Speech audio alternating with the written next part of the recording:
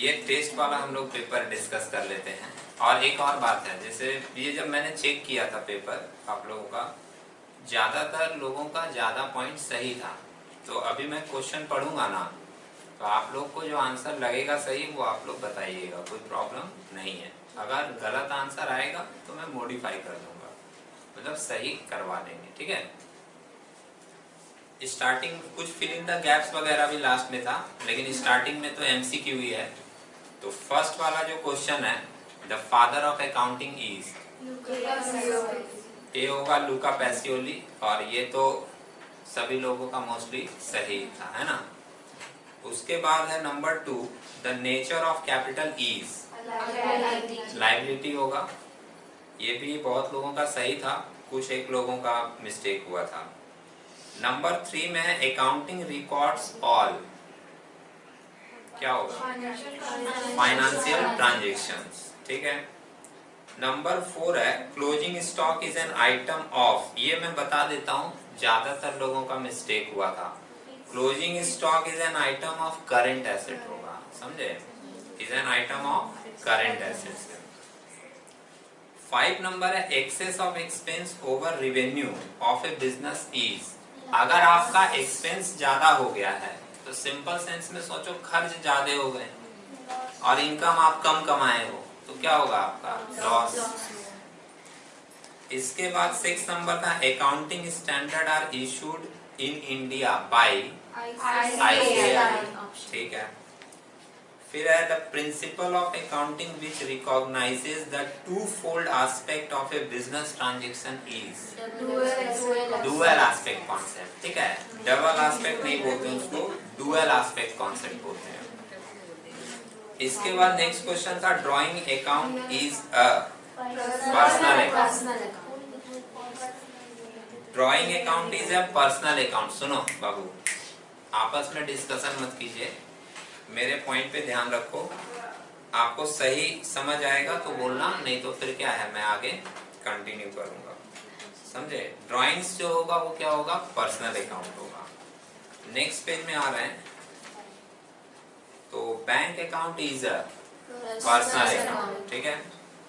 इसके बाद goodwill is a real account. उसके बाद है personal account debit balance means, तो पर्सनल अकाउंट में डेबिट किसको किया जाता है, इसमें जो ऑप्शन है उसमें डेटर आएगा, समझे। फिर wages outstanding account is personal account, आप सिर्फ वेजेज को मत देखिए, कुछ लोग क्या देख रहे हैं, वेजेज है, एक्सपेंस है, नॉमिनल अकाउंट होगा, लेकिन वेजेज के साथ वर्ड क्या जुड़ा हुआ है, आउटस्टैंडिंग। और आप लोग जाकर एकदम स्टार्टिंग वाला कॉपी निकाल के देख लीजिएगा, जिसमें पर्सनल अकाउंट के अंदर क्या क्या आता है, वो जो लिखवाया गया था आपको, उसके अंदर में मेंशन किया हुआ मिलेगा कि कोई भी आउटस्टैंडिंग एक्सपेंस है, प्रीपेड एक्सपेंस है, प्री रिसीव्ड इनकम है, या एक्रूड इनकम है, या एरियर इनकम है, तो वो सब आ जाता है किसके अंदर, पर्सनल अकाउंट के अंदर, समझे। अगर सिर्फ एक्सपेंस है तो वो नॉमिनल होगा, लेकिन अगर उसके साथ ये सब वर्ड जुड़ गया तो फिर वो आपका पर्सनल अकाउंट होगा। 30 नंबर का आंसर आप लोग सही दिए थे। Primary recording is to be done in journal.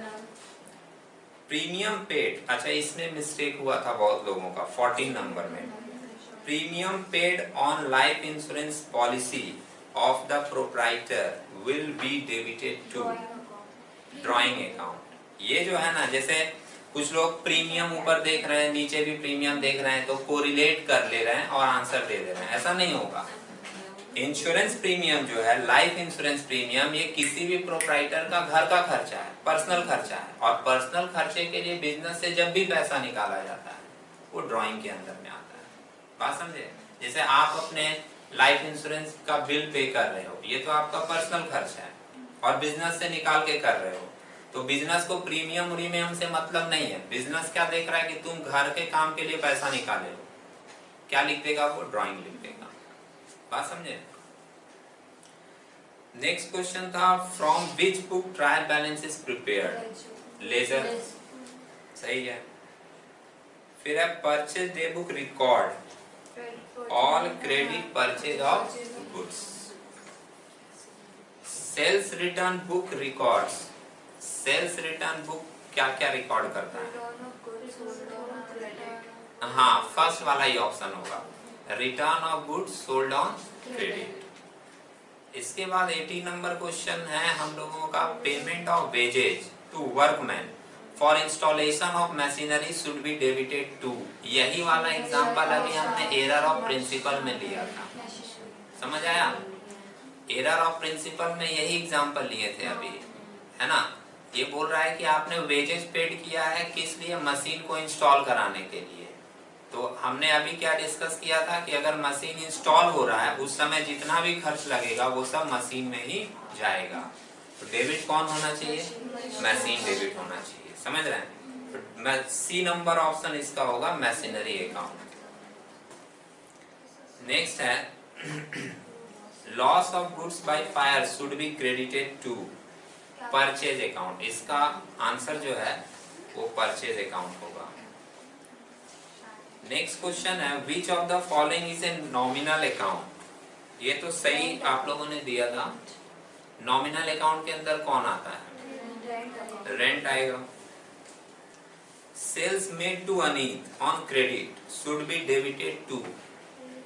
हमने अनीत को माल बेचा है उधार में, तो डेबिट कौन होगा?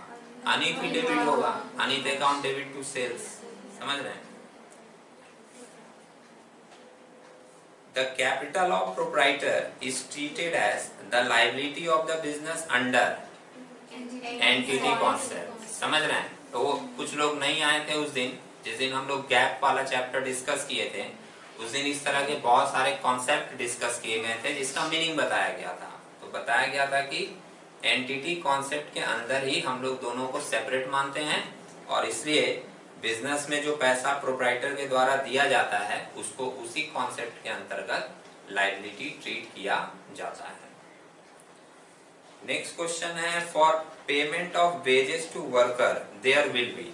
आप सोच के देखो, आपको पेमेंट देना है, अगर आपको वर्कर को पेमेंट देना है तो ये तो आपके लिए लायबिलिटी है ना, और अगर लायबिलिटी का आप पेमेंट कर देंगे तो आपका लायबिलिटी क्या होगा? कम हो जाएगा। लेकिन साथ ही साथ पैसा भी तो जाएगा, कैश तो एसेट है, तो एसेट भी कम हो जाएगा। मतलब दो चीजें होंगी, लायबिलिटी भी कम होगा और एसेट भी कम होगा। तो क्या ऑप्शन होगा? Decrease in asset and liabilities. ना समझे? फर्स्ट वाला ऑप्शन इसका आंसर होगा। नेक्स्ट पेज में आ जाइएगा 24 number. In which book goods return to supplier is recorded. हम लोग रिटर्न टू सप्लायर कर रहे हैं, माने भेज रहे हैं, तो ये तो परचेज रिटर्न है, तो बोलेंगे purchase return book. C number option हो।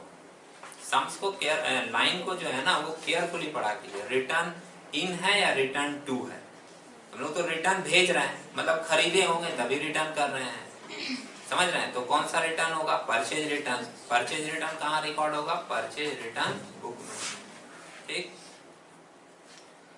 इसके बाद फिल इन द गैप्स कुछ था।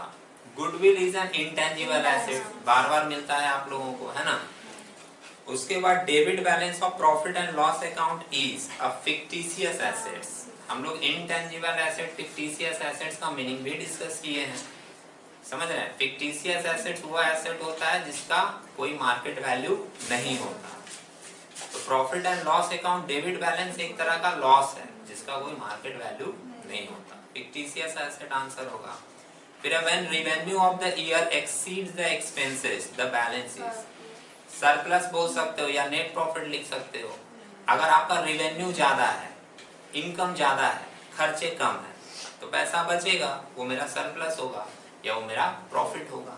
आप सरप्लस भी लिख सकते हो, कुछ जो नेट प्रॉफिट लिखे हैं उनका भी सही है। फिल इन द गैप्स है, इसलिए आप अगर रिलेटेड ऑप्शन है तो वैसा आप लिख सकते हो।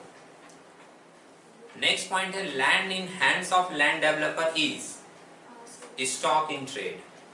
जब हम लोग स्टार्टिंग में बेसिक डिस्कस कर रहे थे, देखिए इधर एक बार, तो आपको बताया गया ना कोई भी चीज हमारे लिए अगर हम उसको यूज करने के लिए लाते हैं तो वो मेरे लिए एसेट होगा।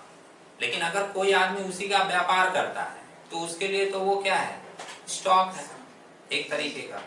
जिस बेंचेस में आप बैठे हो वो फर्नीचर है, मैंने ये फर्नीचर खरीद कर लाया तो मेरे लिए एसेट होगा, लेकिन जो ये फर्नीचर का कारोबार कर रहा है, डेली बेंच बना के बेच रहा है, उसके लिए एसेट है नहीं। वो तो ला रहा है लकड़ी, बेंच बना रहा है, बेच रहा है, डेली का कारोबार है उसका, उसके लिए वो चीज क्या होगा? स्टॉक इन ट्रेड, सामान व्यापार करने का। बात समझे? क्लियर है पॉइंट? तो लैंड डेवलपर क्या कर रहा है? जमीन ले रहा है, उसको डेवलप करके बेच दे रहा है। हम लोग जैसा थोड़ी है कि एक जमीन ले रहा है, दुनिया भर का ड्रामा कर रहा है, दुनिया भर को दिखा रहा है, 2 रूम का घर बना रहा है और उस पर रह रहा है। अगर आप इस पर्पस के लिए कर रहे हो, लेकर घर बना रहे हो, रह रहे हो, तो आप बोल सकते हो कि वो आपके लिए एसेट है। लेकिन आप ले रहे हो, उसको डेवलप करके बेच दे रहे हो, फिर जमीन ले रहे हो, डेवलप करके बेच दे रहे हो, तो ये तो आपका कारोबार है, और उस समय वो चीज आपके लिए एसेट नहीं होगा। क्या होगा? Stock in trade. और नेक्स्ट पॉइंट है assets whose book value goes decline with the passage of time। नहीं, डेप्रिसिएशन गलत होगा वर्ड। ये पूछा है वैसा कौन सा एसेट होता है जिसका वैल्यू जनरली डाउन होता रहता है, तो आप उसको फिक्स एसेट्स बोल सकते हो। और या अगर आप डेप्रिसिएशन वर्ड यूज करना चाहते हो तो आप उसको डेप्रिसिएबल एसेट लिख सकते हो। लेकिन अगर डेप्रिसिएशन लिख दिए तो गलत होगा, डेप्रिसिएशन अलग चीज होता है। यहाँ पूछा है वो एसेट जिसका वैल्यू गिरता है, उस एसेट को हम लोग क्या बोलते हैं? हम बोलेंगे फिक्स एसेट, या हम लोग उसको बोलेंगे डेप्रिसिएबल एसेट्स। और एक लास्ट लाइन है expenses, excess of expenses over revenue. ये तो अभी आया था एमसीक्यू में कि अगर आपका एक्सपेंस ज्यादा हो गया, इनकम कम है, तो जो बचेगा वो लॉस, मतलब जो भी डिफरेंस आएगा वो क्या होगा? हम लोगों का loss. Clear point? Okay, thank you.